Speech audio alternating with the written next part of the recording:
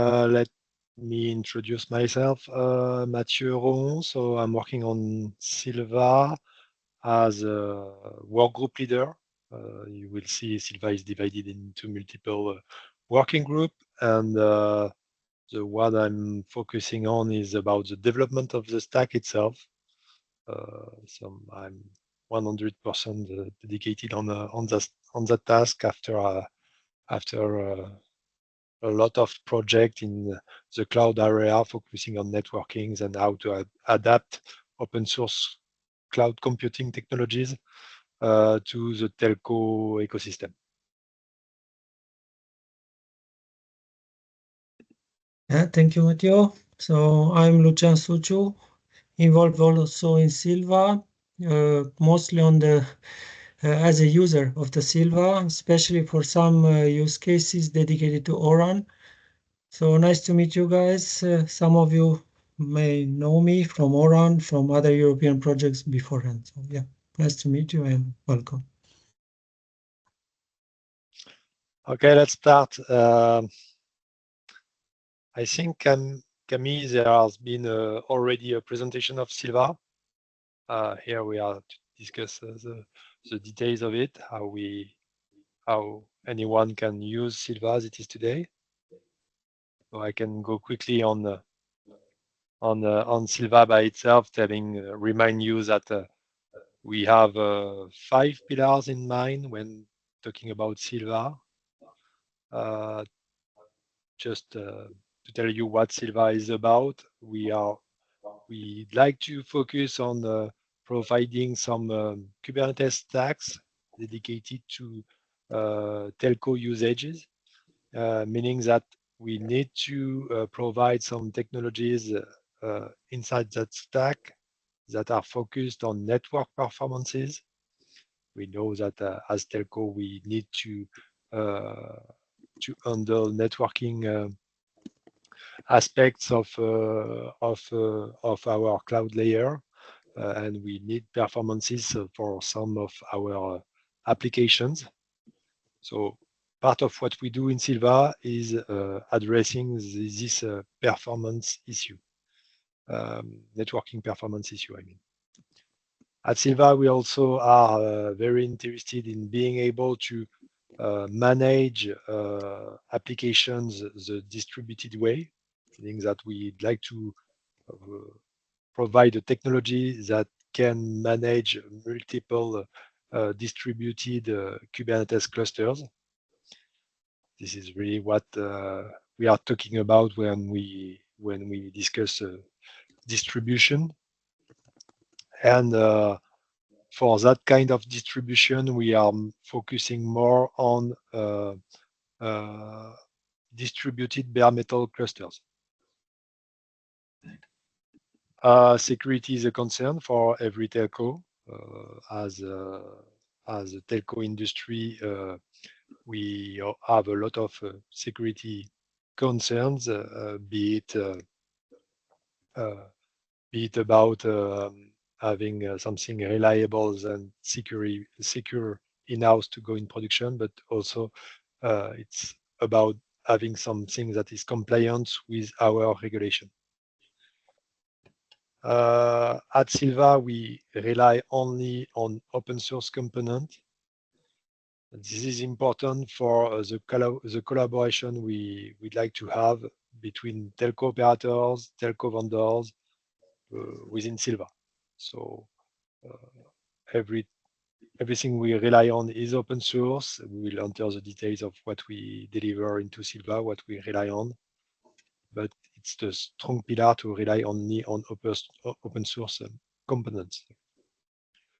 And last but not least, we have a lot of concerns about energy savings for our infrastructures. Every telco operator is paying attention to having efficient infrastructures in terms of energy consumptions. So we have to address that point into Sylva, and from the design of Sylva to the technologies that we are embedding into Sylva, we need to to take care of that energy concern. So as I said, I'm leading the development of the Sylva stack. We have a big team. More than 50 developers are involved today into Sylva, coming from multiple companies. But this is not the only working group. We have other working group. One other important working group is about validating some CNF, some applications, some telco applications, from 5G core to O-RAN applications, on top of the stack that we are providing and that we are working on. We have a work group dedicated on security, one other about sustainability, so to take care about energy concerns, a work group for communication and adoption, and last work group that is quite new, which is really about managing the life cycle of applications, the life cycle of CNF, of telco applications that we put on top of Sylva clusters. In the work group 1, we are focusing on the stack itself and the life cycle of it. In the work group 6, they are focusing on the life cycle of the applications deployed on top of the stack.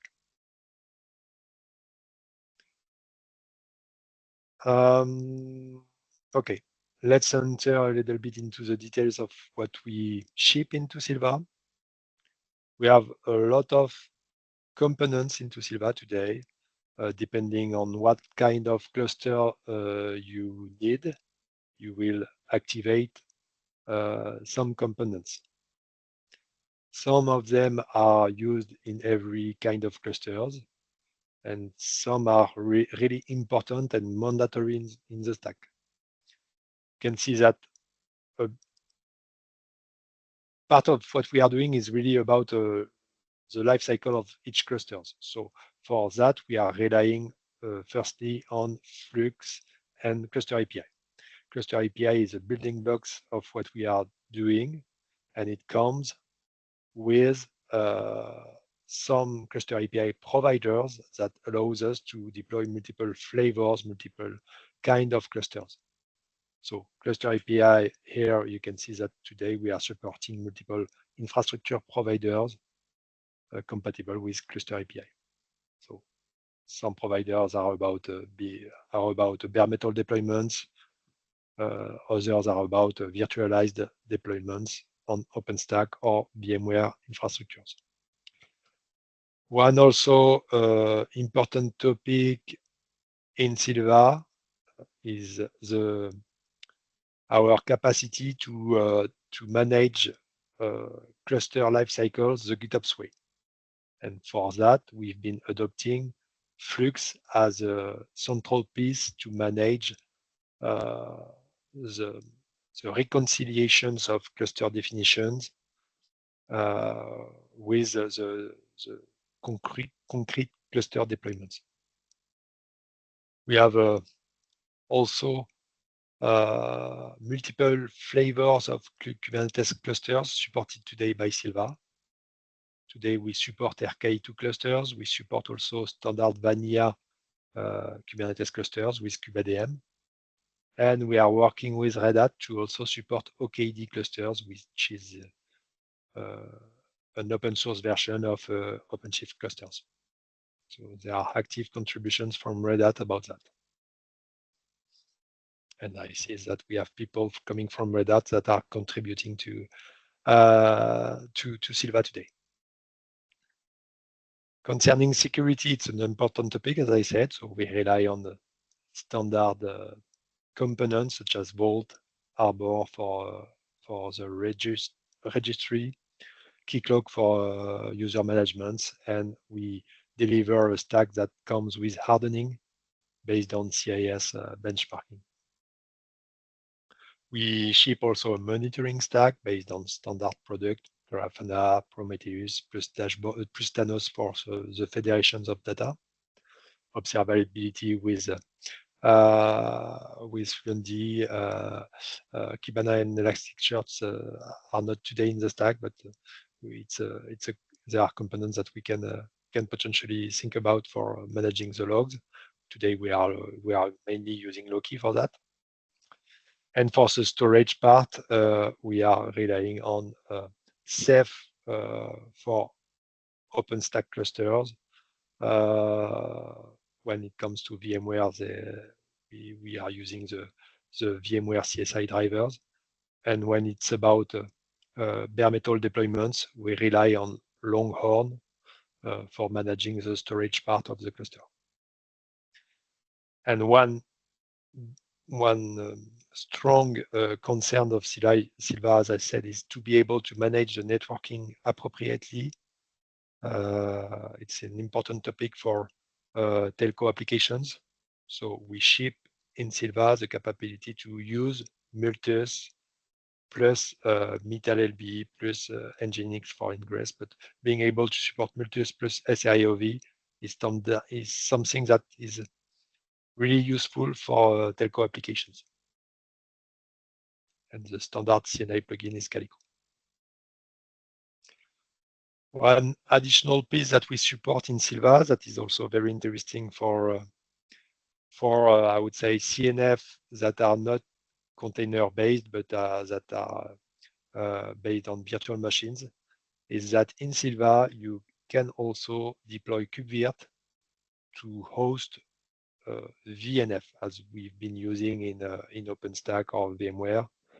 We were relying on VNF and not CNF. Anyway, this is something that we can also manage within Sylva, thanks to this KubeVirt component that allow a Sylva cluster to run virtual machines.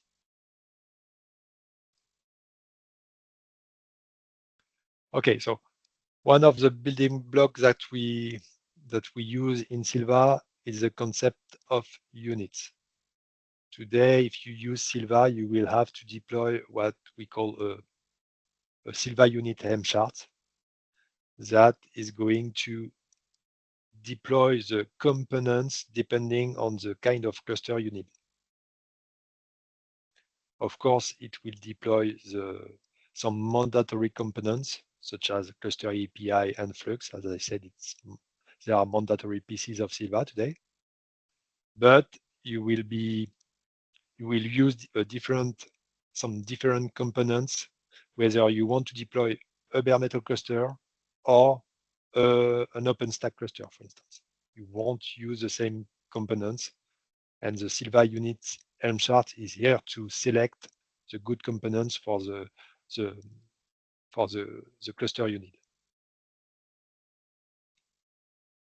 Let's see how it looks like. So this is the design of what we do in Sylva. As I said, you will be able to support multiple kind of clusters, but you will have a central management cluster. This central management cluster is hosting Flux and cluster API. It can be deployed on top of bare metal infrastructure or on top of OpenStack or VMware infrastructures. And this management cluster can be hosted on a Kubernetes cluster based on RK2 or Kubernetes. Okay, but this management cluster is here to manage a fleet of workload clusters. And CNF, so telco applications, will be hosted on those workload clusters. And you can mix the workload cluster on different infrastructure. You can have some workload clusters deployed on top of bare metal and some others deployed on OpenStack, for instance. Okay. Anyway, all those workload clusters will be life cycled, I would say, thanks to cluster API hosted on the management cluster. Meaning that you will be able to upgrade, scale a single workload cluster without touching or modifying any other workload cluster. all clusters, both management cluster and workload clusters, are defined in YAML files. Thanks to, sorry. So those YAML files can be hosted in Git. This is the beginning of the GitOps story. In addition to this capability of hosting YAML files and cluster definitions in Git, we are working on specific APIs with specific operators that will be hosted on the management cluster to easily manage some workload cluster with API. Okay. So as I said, this management cluster will also host some Sylva units Helm charts. This Helm chart is here to select the good components depending on the definition of the cluster you are having in your YAML file. Okay. It's important to notice that we don't come with any vendor lock-in in Sylva.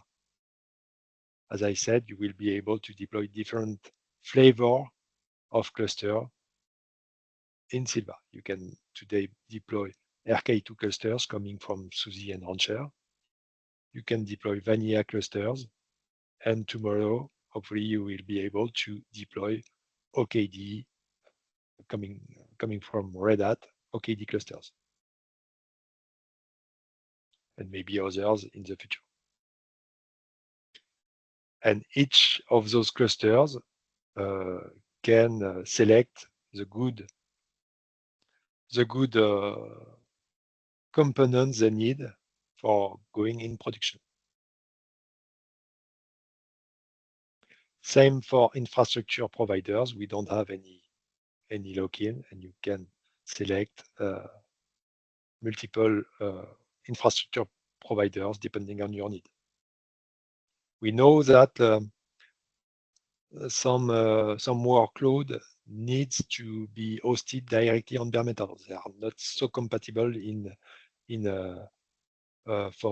compatible with a virtualized environment. If we talk about, for instance, UPF for 5G, we expect such an UPF application to be hosted on bare metal directly for performances purposes. Same for DU or potentially for CUs. You don't want to run a DU on top of OpenStack. It doesn't really make sense. It has to be hosted directly on bare metal. Thanks to Sylva, you will be able to do that and deploy a dedicated cluster for hosting this DU instance. This is an example. Okay, just to show you an example of what a value file is about. So when I mean a value file, it's a cluster definition. It can look like this. Here we are showing an example of a cluster for bare metal deployments, so bare metal clusters.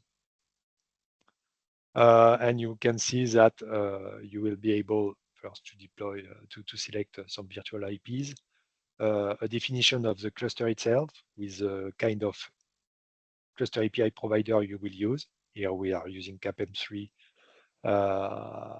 and so CAPM3 for bare metal deployments, KBPR for RK2 flavor for RK2 Kubernetes distribution. We want a single control plane replicate. We are able also to select the kind of OS we want. Here we are selecting Ubuntu.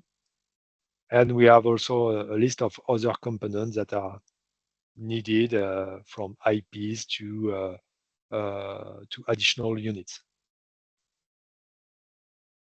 Something that is interesting is, for instance, in that cluster, to enable SRIOV, you just have to enable the corresponding unit. Here you can see that the SRIOV unit is enabled So you will be able to host applications that require this technology. It is heavily used by telco applications that comes with DPDK on top of SRIOV technologies for performances. And of course, you will be able to configure this SRIOV unit to select the number of virtual functions, virtual interfaces you need. Okay. So it will evolve. We feel like it's too complex to define a cluster this way, but it's powerful. It's really powerful because you can tweak the cluster definition to really have the cluster you really need. With the GitOps approach, we are working, as I said, on specific operators, specific API to have this cluster definition much more simpler. But we want to keep the power of it. So we are also discussing about being able to define templates of clusters that can be used by the API and the operators that I mentioned. So we are thinking about being able, for instance, to define a template for hosting a DU, a template of a cluster for hosting a DU. This template will mention that it requires some units for SRIOV, it requires some PTP units or whatever is needed to host a DU application. This will be defined in the template, while in the definition of the cluster, you will just say, I want to use this template because I want to deploy a cluster that is able to host a DU. But I just want to define this template plus a number of workers or a Kubernetes version that will come with it. So we are working on that in order to simplify this cluster definition story. Let's talk a little bit about the roadmap. So we started with V1 last February 2024. And as you said, today we are going to deliver Sylva V1.3, or maybe not today, but in the coming days. That is coming with Kubernetes 1.30. Okay, we have handled multiple topics so far. We started to explore how to host ORAN components. Lucien will tell you more about that. But we feel like in the coming year, we will be able to address the needs in terms of technology that comes with ORAN use cases to have them fully addressed by Sylva with V1.5, with V1.4 or V1.5. We keep working on that. And you can see that we are evolving the same way as Kubernetes with one release every, let's say, every 4 months. Here it's not true, but this is what we'd like to adopt. That will come with a bump of the Kubernetes version it supports. V1.4 will come with a support for Kubernetes 1.31, V1.5 with Kubernetes 1.32, and so on. Okay. So we have multiple topics to address, but some are about ORAN use cases. Here you can see that we keep working on real-time bare metal, real-time OSs, compatibility with PTP protocols, and being able also to host DU acceleration cards.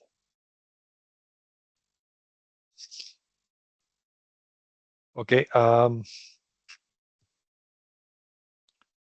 Do I let you the floor here, Lucien, or here it's really to tell you about?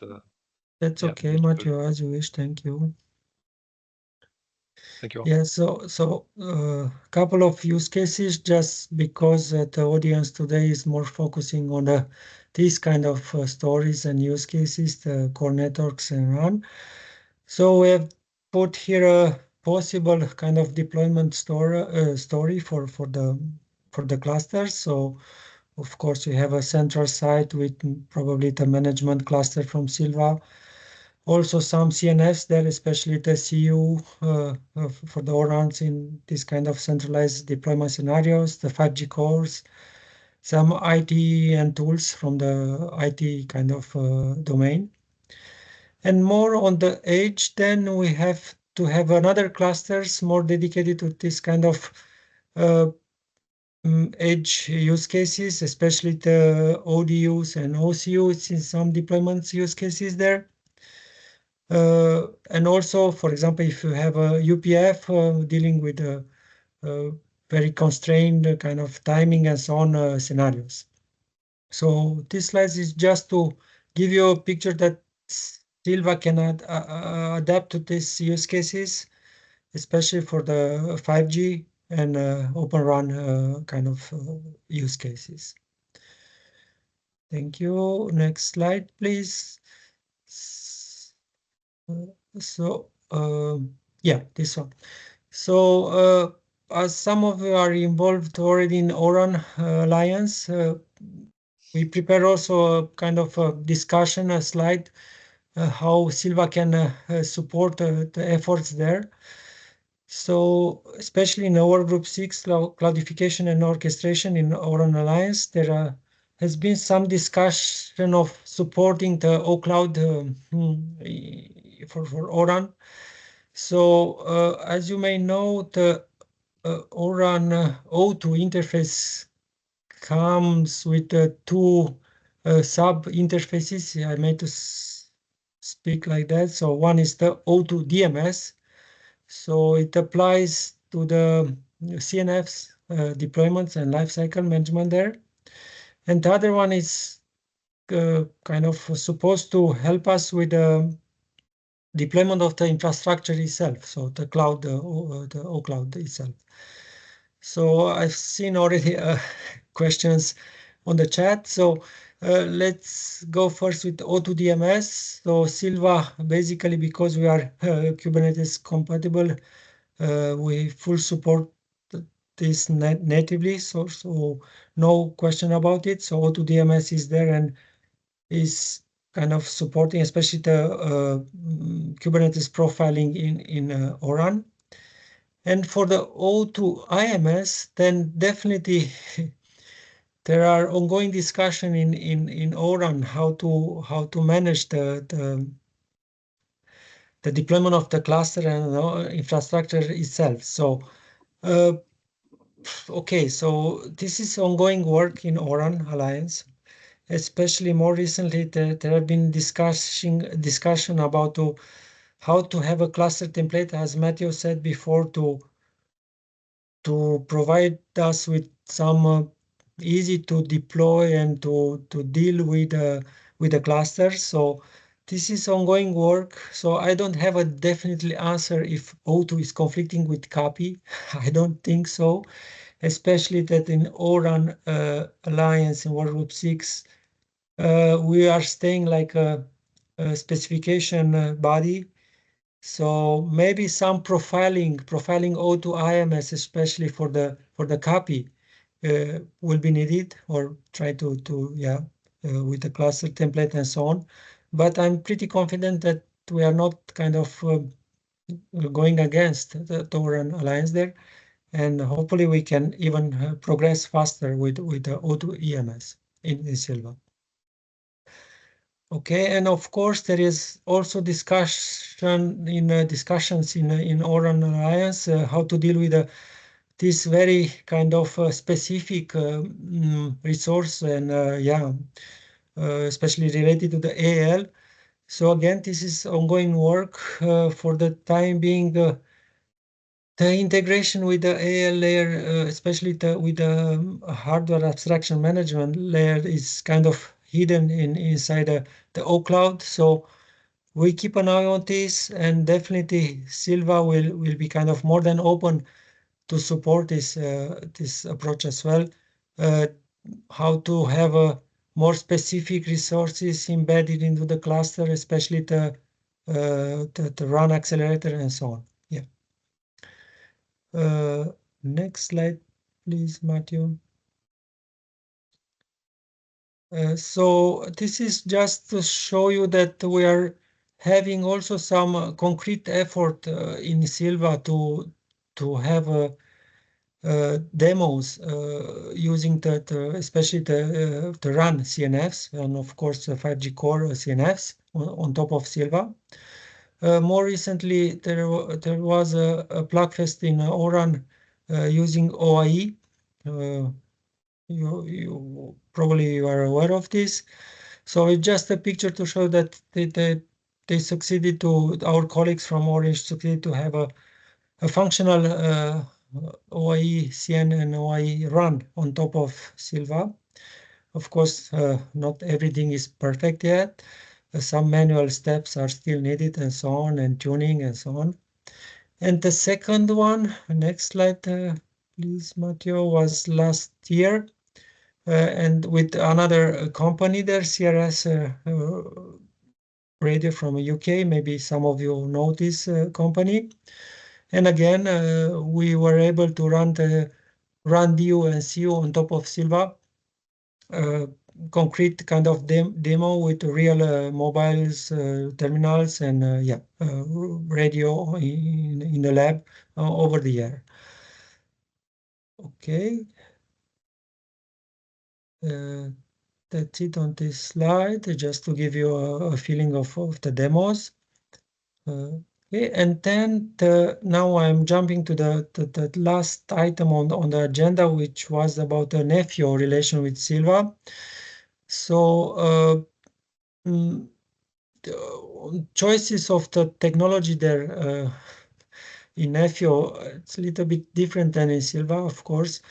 They have kept and Porch and config sync to sync with the resources from some kind of central point of management. Whilst in Sylva we are using Helm and customization with FluxCD. But in our view, Nephio is more related to CNF's management, lifecycle and configuration and so on, which is more like in relation with Workgroup 6 in Sylva currently. So, of course, if somebody still wants to use Nephio for the infra management, that's doable. But we need some adaptation there. For example, on the left bottom of the figure, our colleagues from Telecom Italia last year kind of did a demo in Sylva using some adaptation there, so they will be able to deploy clusters using the kind of Nephio way of doing it, but with some adaptation, as I said, based on the Sylva unit kind of values and templates and so on. They will be able to deploy the Sylva units CRDs using CapTool, for example. So again, Nephio for us currently at least is more on the CNF's lifecycle management side than on the deploying and dealing with the CAS layer, the infrastructure level. I think that was the last slide from us. I'm not sure, Matteo, if you want to add some more things to the presentation. Oh, it's okay for me.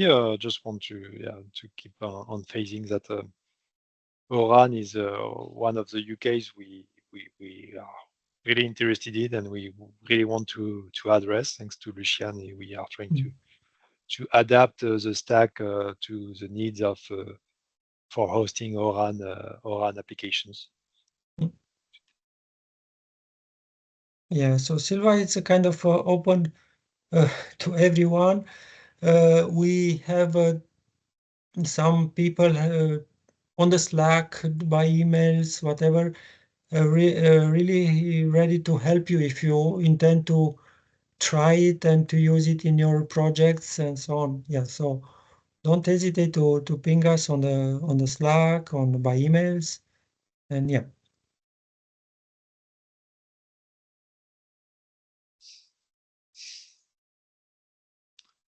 Okay. Maybe we can take questions on the chat if you want so. Yeah, sure. On the chat or even by Teams. I see. People want. I see a question about Kepler. So Kepler has been worked on by the sustainability work group, and it's part of Sylva today.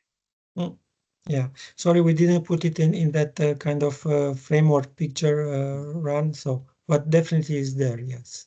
That's okay. Just making sure that yeah, it's there. Yes.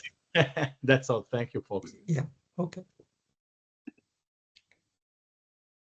There is a question from Ruben. Ruben, you can ask your question. Yeah, please feel free to take the mic and yeah, speak out. Hello, I'm Ruben Sylva. You mentioned earlier about running the UPF in bare metal, and also that Sylva would support running in bare metal as well as virtualized. So my question is, would it allow us to run only the UPF component in bare metal for us to get those improvements in performance, but keep the rest of the core network functions as containers and all still be orchestrated? So you want to use, so you want bare metal only for the UPF. This coming from what you referenced that UPF should be in bare metal due to performance, right? Yeah, what we can do, and especially for the UPF that has to be distributed on the territory, while other 5G core component can be centralized.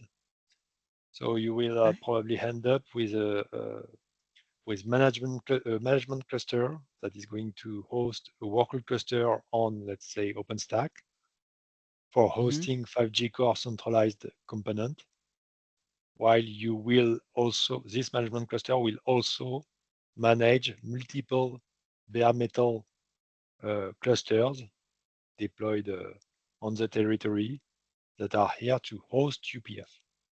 So you can mix the cluster you need with some clusters for bare metal dedicated to hosting UPF applications. Okay, so it is possible to separate it like that? Yes, definitely. Okay, thank you.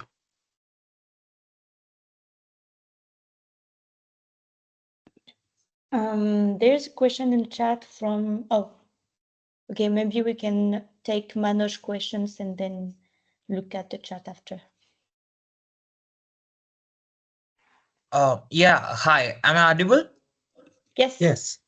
Yeah, hi. Manoj this side from India. So actually, I have one doubt.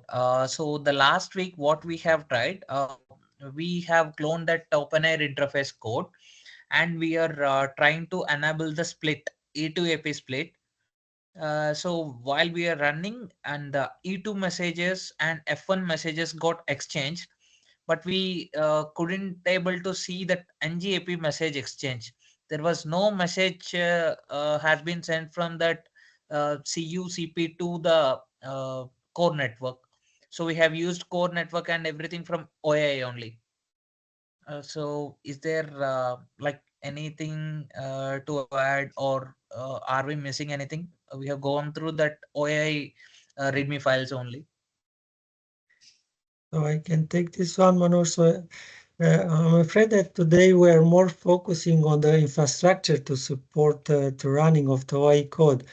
So maybe you can take the point with Camille, and she can give you the right person in OAI how to debug and how to Yeah, deal so with sorry, this. but the thing is, I am waited since 15 days, If but your this is the only AMF IP is chance. right, so it should work.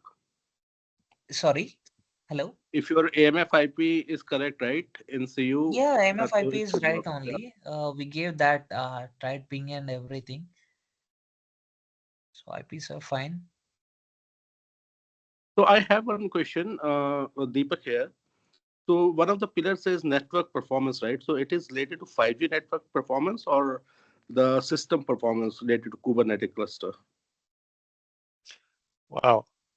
Here, when I'm talking about network performances, Yeah, the first one. Yeah. It's partially, at least in line with the capacity to support technologies such as SRIOV and DPDK that are used by telco vendors to provide better performances.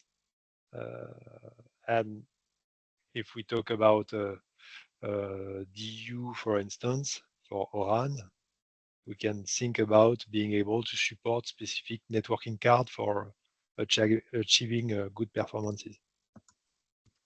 Okay. So this basically is not for like 5G network performance, right? Your speed, throughput. It's majorly means mainly related to Kubernetes cluster, right? And your DPDK SRIOV. This is what I have in mind about that when I'm talking about network performances. But globally speaking, we are here to deliver a stack that is ready for production. So we are concerned by any performance bottleneck that can be seen based on what we are delivering. Okay. Thank you.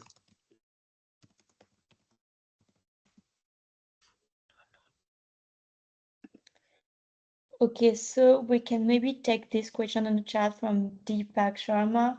The question is, which RAN and core vendors are used for deployment in maybe O1 support?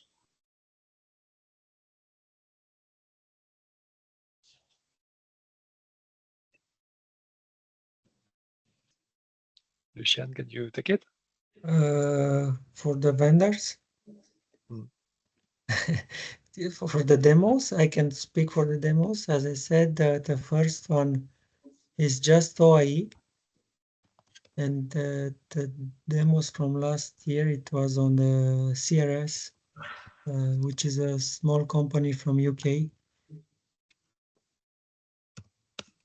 Okay, so with SRS RAN, they doesn't have this core network, right? So which core network is used for?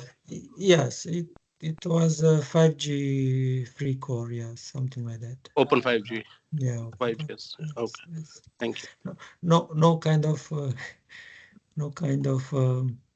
main vendor yet, Manoj. Okay, like yeah. bit telco, like Nokia, Ericsson, right? Yeah, no, not yet. They are more than welcome to try, especially in the work group 2 in the validation. I know that there have been some efforts there, and reports from that validation are open on the Sylva site, Deepak. If you want to have a look, you can have a look there and see which vendors came with what functions, and that was validated there. Yes. Okay, sure. Thanks. I'm not sure if Samuel is still on the bridge, but maybe Samuel can put a link on the chat for you if you want to have a look, deep look on this. Okay, thank you. So I saw that Raphael had Manoj in the chat, so thank you, Raphael. We can take another question. Maybe the question from Timo, which is, does Sylva support ORAN Alliance O2 IMS DMS, and is there a potential conflict between O2 and CAPI? Yeah, I mentioned that already, Timo. Thank you for the question. We don't know yet, but hopefully not. As I said, in ORAN Workgroup 6 on the O2 discussion are pretty at the stage 1, stage 2, something like that, service level. Not yet in details about the interface there. Yeah, as I said, there have been some discussion about the cluster template recently, couple of months recently, especially Red Hat there, Ericsson as well, active.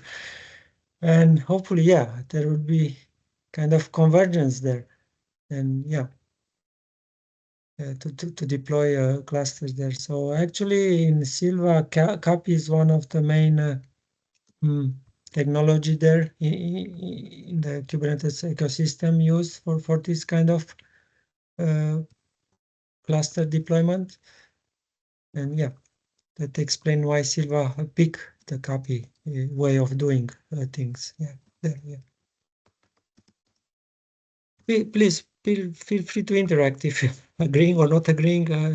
We are more than welcome to discuss and take questions and feedback. As I'm looking in the chat, there is a question from Luis Felipe Ariza. I think the question is quite long, so if Luis is still in the call, can you talk?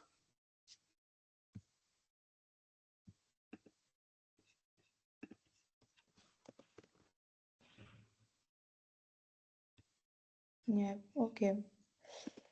Maybe another question.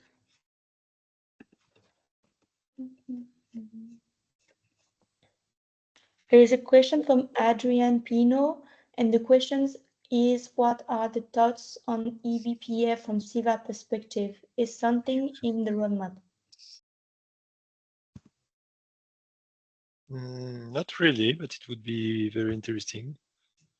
The only topic we have with regard to eBPF is about activating eBPF capabilities of Calico. Yeah, I think you may have in mind usage of eBPF for hosting CNF or something like that, or I'm not sure actually. I guess it's mainly for UPF, certainly. So the CNFs themselves, yes. And being able to let the CNF, be it UPF or anything else, to allow an eBPF code to have it to be more efficient. It's not something that we are supporting today, but would be very interesting.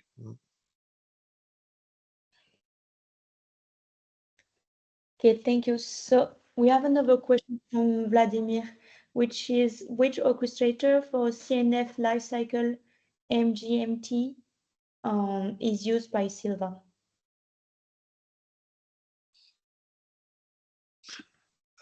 So talking about CNF lifecycle today, we do have a new working group that will manage this story.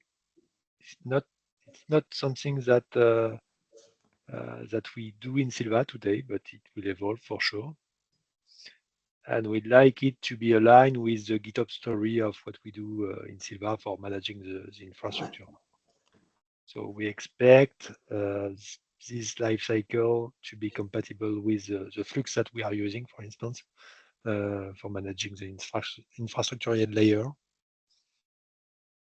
Nephio would be also a candidate. As said by Lucian, we feel like Nephio is a tool that is focusing mainly on CNF lifecycle.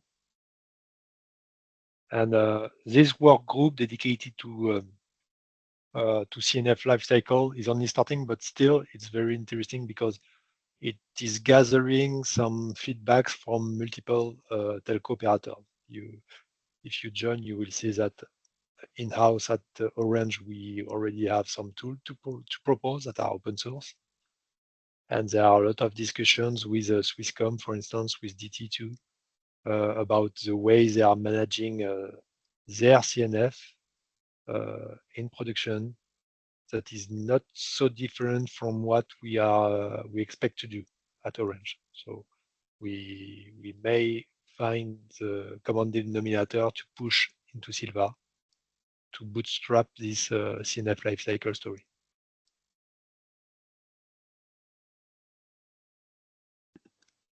Okay, thank you, Mathieu. Do we have more questions on chat and online?